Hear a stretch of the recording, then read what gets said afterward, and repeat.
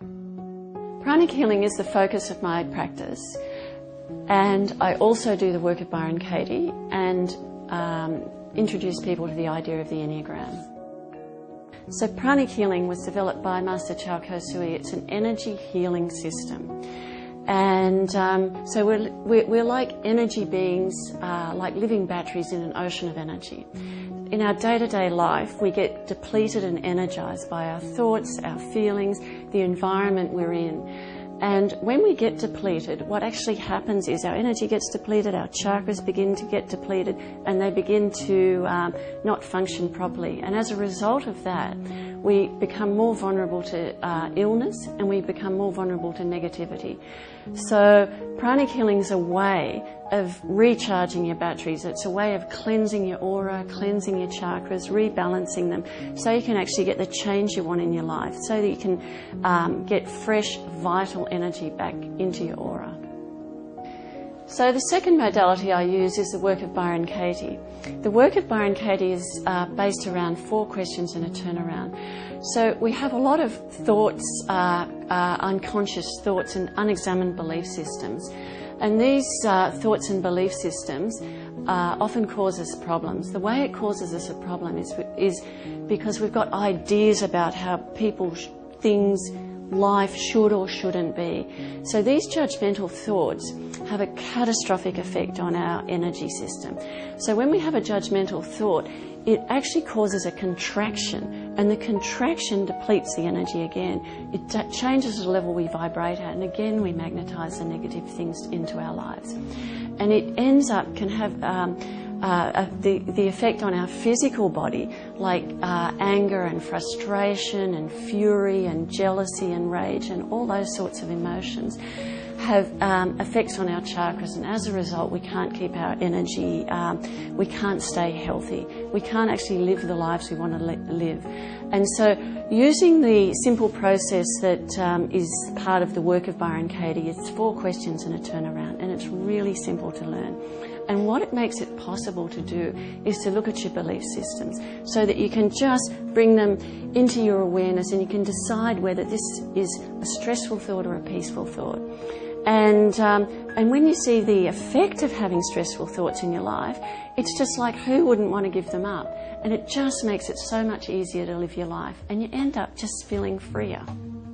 So using the work of Byron Katie, the 4 questions and the turnaround are, so say for instance I've got a judgmental thought that, that person shouldn't be like that. So then the first part of the question is to ask myself, is it true that person shouldn't be doing that? Can I be absolutely sure that person shouldn't be behaving that way or doing that? And the answer is I can't be absolutely sure, because I don't know what that person should be doing in their life. Or I can ask myself, what's the reality? And the reality is that person does do that behaviour. So then the next question is the important question, and that is, how do I react when I think the thought that person shouldn't do that? And what happens is, how do I react? I get irritated, I get angry, I get stressed, I get judgmental, my energy depletes, I get to be self-righteous, I get to be morally superior, whatever it is. So that's the important question. How do I react when I think the thought that it shouldn't be like that?